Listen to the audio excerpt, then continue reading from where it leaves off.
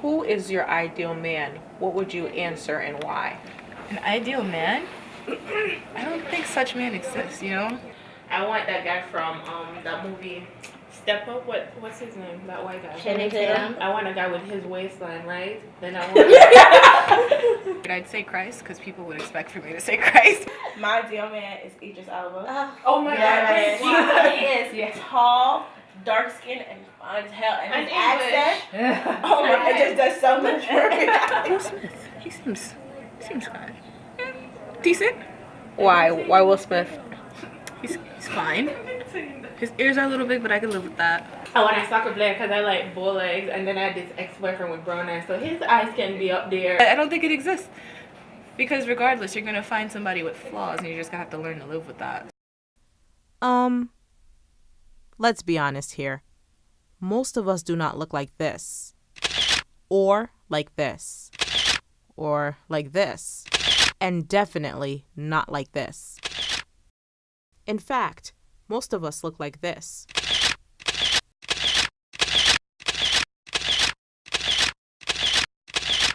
So why is it that we strive to be something that is unattainable? I'm convinced that our society is obsessed with looks. We look to the magazines for tips on how to be beautiful, we copy the styles of the celebrities, and we follow the latest trends.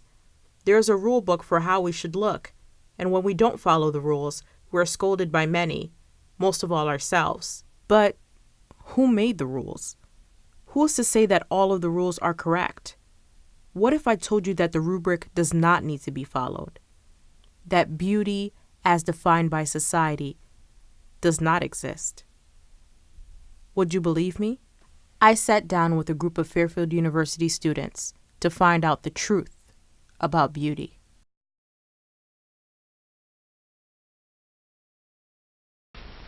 Say, do you look smooth? Why, thank you, sir. You look mighty elegant yourself, if I may say so. Yes, indeed. Both Don and Sue look like the kind of people you'd like to know, don't they? Of course, right now, they're dressed for their Friday dates. But don't you have the feeling that they're always well-groomed? Yes, and that's no accident. For Don and Sue, the question, how do I look, depends on good grooming habits. Health, posture, cleanliness, and neatness, plus a daily routine of little finishing touches. And I cannot leave the house without taking a shower. Or at least looking in the mirror to make sure my hair's okay, because it does just go all over the place. I'm really big on natural things, so like I'll always wear my hair natural, which is just my basic curls. For me, it's all about the 3 S's, you know? It's all about style, which is my own personal style, smell, and skin. Sometimes I wake up and I can't get out of bed. I also have to put on something really pretty to make me feel like I could go show off myself. Alright, so I'm growing out this beard, as you can see. So I got at least comb it like 5 times at least. Like 5 good strokes, you know. Sometimes I do wear a little eyeliner just to look awake. And so, but with clothing, it's how I feel that day. I'll wake up, I'll go into the shower, I'll hop out, put my hands through my hair to get it the way I want. Even if I don't got hair, you just gotta brush it a little bit. You just feel feel good. And then walk out the door. And then whatever happens, happens. I'm sure I bet girls be doing that too. Even if they ain't got no hair, they be brushing it a few times, once, twice. I feel as if when I don't brush my teeth, it's like, I don't know, it's like I slept in filth. And the filth is in my mouth. And I'm walking around talking to people with filth and I can smell it and they can smell it. And it's filthy. I do the triple pat, but that's just, you gotta make sure you have all your things on you, you know? Just like, real quick. Phone, keys, wallet. The triple pat. The craziest thing I've ever done to be beautiful is to let my friend cut my hair. It was so bad I had to go home and get a haircut. That's how bad it was. My hairline, instead of being right here, it was like right there. I had to get the baldy. Like they had to give me the 0, just like cut it all off. The craziest thing I've ever done for beauty Well, in high school, there was one time I don't know what I was trying to do with my eyebrows. I feel as if I was trying to shape them in some type of way and form. And so because I'm an only child, I have no one to look up to. So I said, I'm going to do this myself. And I took my mom's razor and I was like, I'm going to shape my eyebrows because, I mean, they're long and thick and I just want them to look a little more shaped. And so the razor went on my skin and the razor cut off half my eyebrow. And I didn't know what to do. I went to school the next day. You know, I had a project with one of the guys, and he was staring at me as we were doing our project, and he said, "Did you do something to your eyebrows?" I was like, "No, you're just imagining stuff." In middle school, this was around the time when pin straight hair was in style, and my hair would never be pin straight. But so my mom would never let me get a straightener, so I ironed my hair with like a real iron. Worst mistake in the world. It was a regular iron, which was already hot enough, and it was you know, it was dangerous because you could burn your ear. I was doing it by myself. No one was watching me. I burned my hair. I didn't get curly for another week. That was a really bad time. When I got here to Fairfield, someone kept telling me I look like someone named Joy, and I don't know who Joy is, but everyone kept saying that, and I was like, all right, I'm sick of it. And so like then I got my bangs, and then I dyed my hair red on the bottom, and then I dyed it turquoise. Dear God, that was so bad. And I was just like, so I don't look like anyone, thanks. This is just me. And so I feel like that's what most people do. Nobody wants to look like someone else. I think everybody has self-esteem issues because of what we see around us.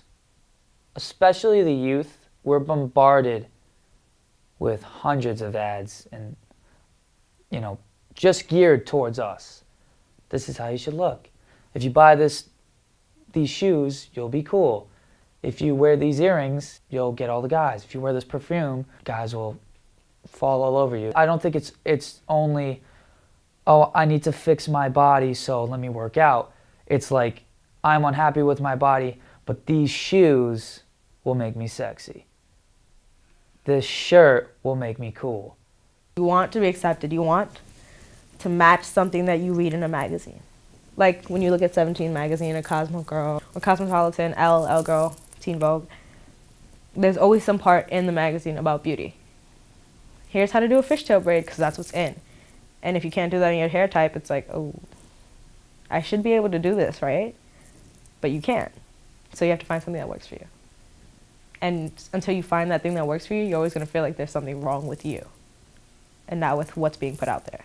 It's really hard to avoid not following the trends because then you'll be the odd one out, and that's okay. I feel like now with our generation, it's okay to be different. It's okay to be the odd one out.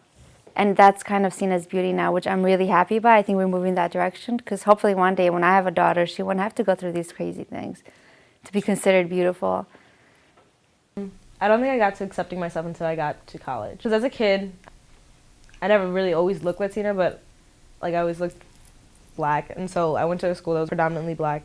And so I got picked on a lot as a kid for being the black girl with really long hair. Then went to a predominantly Hispanic middle school where everyone had this long, straight hair and everyone was like stick thin. And in my group of friends, I was always the only black person. I was always the only one with curly hair, always the thicker one out of everyone.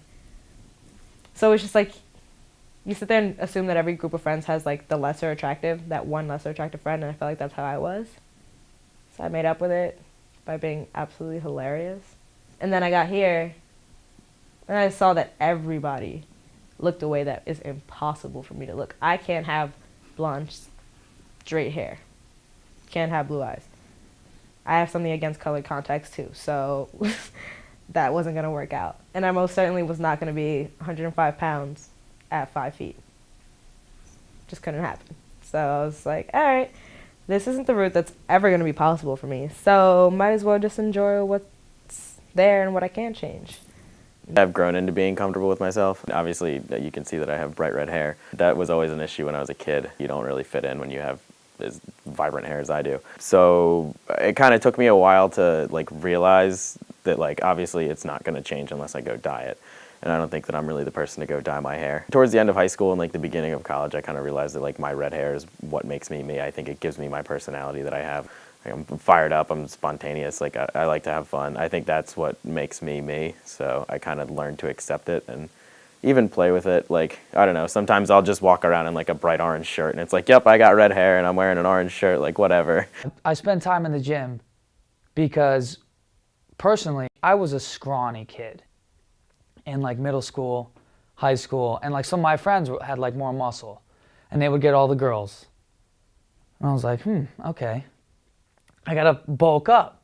And I like started going to the gym, and it was like because of what other people, I felt like if I didn't go to the gym, I'll just be this scrawny kid, no one's gonna like me. I mean, do I like having muscle now? Yeah, sure, like I can lift heavy things. I feel more like a man, but why does more muscles make me feel like a man? You know what I mean? My definition of beauty is a human being. My definition of beauty is somebody who is confident in who they are. Beauty is an aspect of someone's character that manages to bring out the best of their surroundings. The fact that you're alive is beautiful.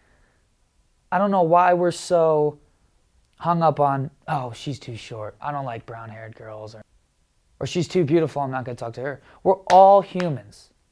We're all humans, and the fact that we're just on this planet is beautiful in and of itself. Okay, beauty is being healthy, feeling beautiful, having the confidence that you're beautiful. It doesn't matter what race you are, what gender you are, you're beautiful if you're alive. And beauty in people is like it's mad cliche, but everybody's beautiful because you can find at least one thing about any person that can make you smile. You're beautiful and you need to own it, and other people need to see that you're beautiful. Do you want to know the truth? The truth about beauty is that we all contribute to this big, beautiful world. Our gifts, our passions, our talents, our smiles, our thoughts, those are the things that truly make us beautiful. And that, my friend, is the truth.